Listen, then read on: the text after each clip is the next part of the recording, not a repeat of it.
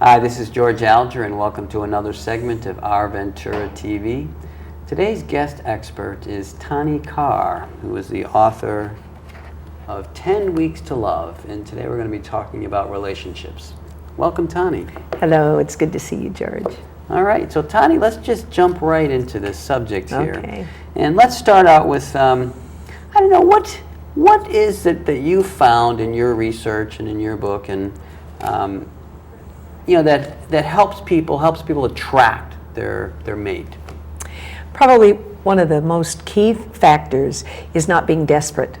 And after you've had a few failures, it's really easy to get stuck in the past and stuck in prior failures at finding the person that you're looking for.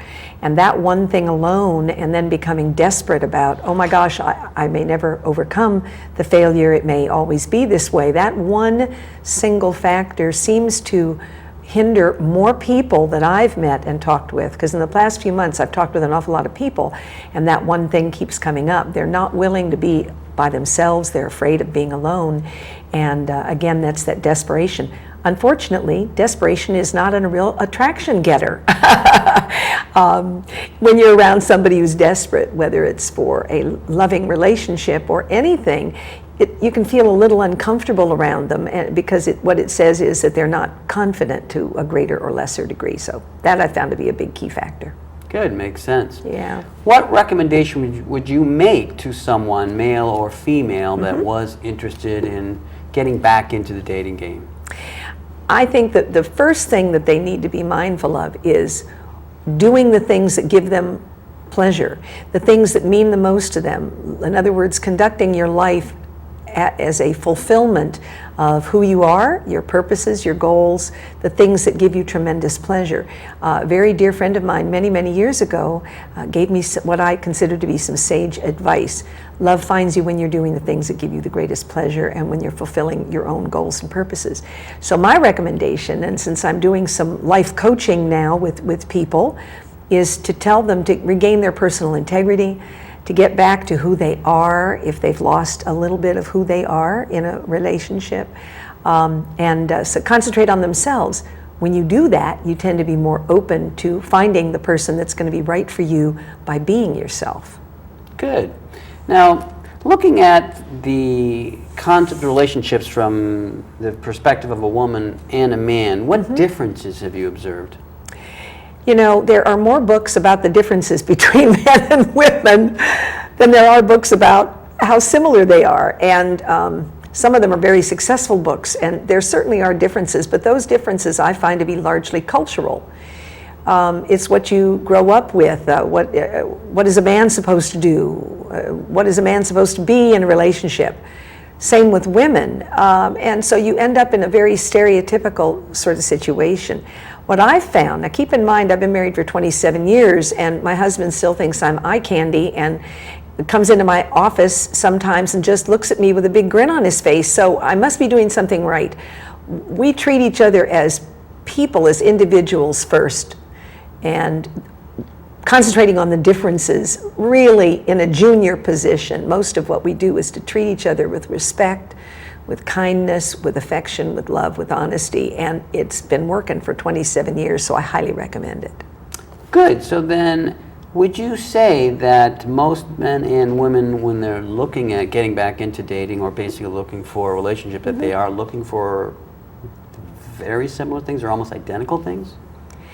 Not necessarily. Not by virtue of being a man or a woman. By virtue of who they are as individuals and what they consider is going to be most important for them in that relationship. It's just going to be different from person to person, whether it's a man or a woman, but not necessarily, I hope not by virtue of them being a man or a woman.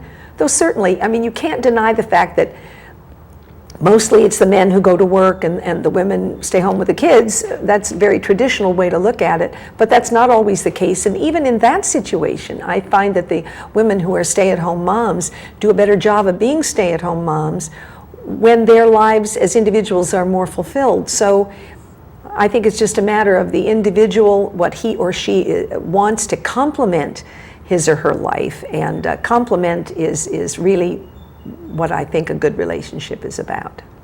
Good. Now, we have obviously folks who have had relationships earlier in their life, gotten divorced or separated, whatever the case may be, and they're looking at getting back into a new relationship, and yet they don't have the same enthusiasm perhaps as they had earlier, or in fact, maybe there wasn't even enthusiasm earlier, it was just things kind of fell in place, and now there's sort of resistance to it. So how would you encourage someone to try to overcome that resistance? Well, there are a couple of things, and I have some exercises in the book that help people over these kinds of humps. One is that you really need to evaluate for yourself in the present the value of a relationship for you and your life. You may have to look at other couples, you may have to look at movie stars, you may have to look at friends, family members who have good relationships to see if it looks like their lives are better and more enhanced by virtue of having a really good relationship. So that's one of the things that a person can do. The other thing has to do with raising your standards. After my second divorce at age 45, starting over, I lost my job. I mean, I was literally starting over at that age. I looked around, and because there was so much disaster from the divorce and work, I looked at my life to see if there was anything or any person in my life that I was always excited about. The relationship was great. There were never any big problems or issues. I found that in my son. My son and I had been sort of the dynamic duo for a long time, or at different times. And I have a great relationship with my son. I determined at that point that every area of my life, career, health, things that I like to do, everything I was going to raise to those standards of not compromising with lesser standards. Well, I kind of like my job, but I don't really. Well, I kind of have a relationship. It's better than nothing or not. And I have to say that by that decision and then going about it, I came to a point a number of years ago where I said, oh my gosh, I've done that.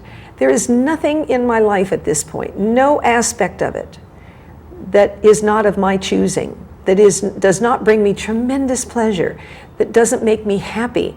And so that's one thing that a person can do. Stop concentrating on the failures. Look at the things that really are winning for you and see if you can raise the standards on every other area the same way that you did that one particular area that you liked. Good. Okay.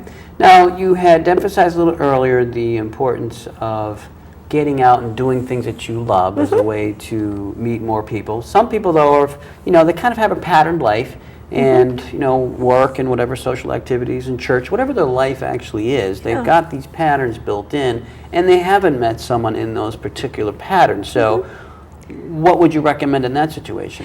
Well, first of all, I don't think it's where they are as to why it's not working, whether it's a place they've been before or not.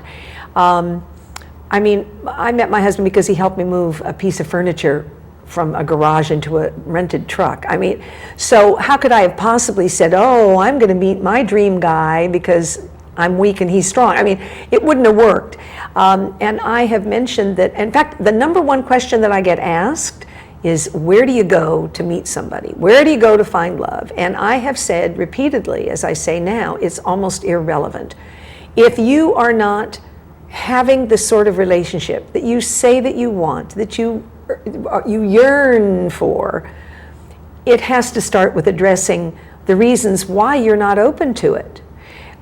So I would say to that individual, take some attention off of maybe things that are happening out there and put them on yourself a bit. And again, it's a matter of being in the present and inspecting. Let's say that you have the consideration all men are bad, or all men are just out for one thing and I don't want to put out, and so how can I have a good relationship? As long as you have that thought or consideration and don't inspect, where did it come from? Is it even valid? And is it relevant to your life at that point in time? If you don't do that, there's going to forever be some thought, some idea that's preventing you from being open to finding somebody who could be sitting right next to you, but you don't see them because you've got these blinders on. So the first thing is to address yourself and then see what happens from that point. Well said.